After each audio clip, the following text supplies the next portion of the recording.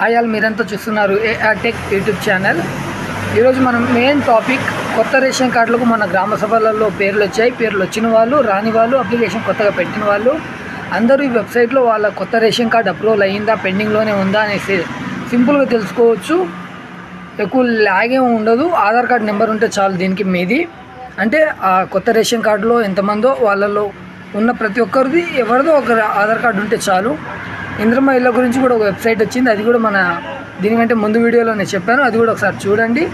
చాలా సింపుల్గా ఉంటుంది. ఎక్కువ లేట్ చేయండి, డైరెక్ట్ టాపిక్లోకి వెళ్ళి సింపుల్గా మీ మొబైల్లో ఉన్న ఏదో ఒక బ్రౌజర్, క్రోము, గూగుల్, ఏ బ్రౌజర్ ఉన్నా ఆ బ్రౌజర్ ఓపెన్ చేసి ఇక్కడ సెర్చ్ బార్లో ఇక్కడ నేను క్లిక్ చేసినట్టు FSC స్టేటస్ చెక్ అని కొట్టి సెర్చ్ చేయండి. మీకు ఒక లింకు దొరకకపోతే కింద డిస్క్రిప్షన్లో ప్రతి వీడియో కింద పెట్టేటట్టే దీనికి కూడా పెడతాను.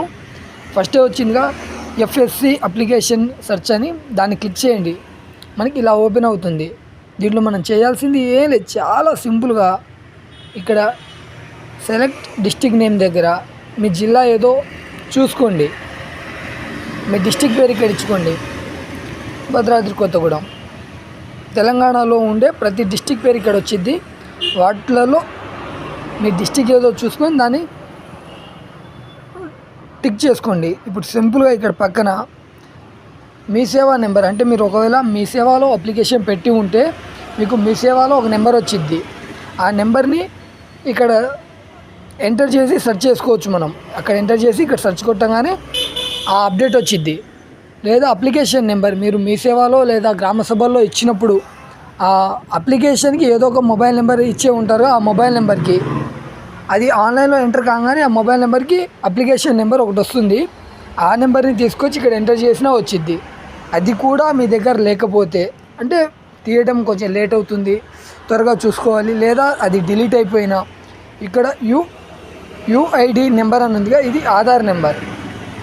ఆ కొత్త అప్లికేషన్లలో మీరు ఎవరి పేర్లు పెట్టారో వాళ్ళ ఏదో ఒక ఆధార్ నెంబర్ని ఇక్కడ ఎంటర్ చేసి పక్కనున్న సెర్చ్ని కొట్టంగానే ఇక్కడ చూపిస్తుంది. అంటే ఆధార్ నెంబర్ కొట్టి చూపించకూడదు కాబట్టి చూపించట్లేదు.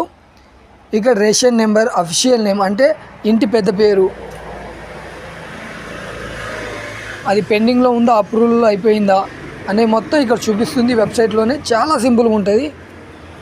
ఫస్ట్ డిస్ట్రిక్ట్ నెంబర్, తర్వాత మీ దగ్గర ఉన్న మీ సేవా నెంబర్ లేదా అప్లికేషన్ నెంబర్ లేదా UID నెంబర్ ఎంటర్ చేసిన తర్వాత సెర్చ్ కొట్టేయడమే. చాలా సింపుల్గా ఉంటుంది. కొత్తగా రేషన్ కార్డ్ అప్లికేషన్ పెట్టిన వాళ్ళు ప్రతి ఒక్కరు ఒకసారి చెక్ చేసుకోండి. దాంట్లో అన్ని పేర్లు ఉన్నాయా లేవా, లేదా అది అప్రూవల్ అయిపోయిందా, పెండింగ్లోనే ఉందా అనే ప్రతి స్టేటస్ ఇక్కడ నుండి చూసుకోవచ్చు మనం.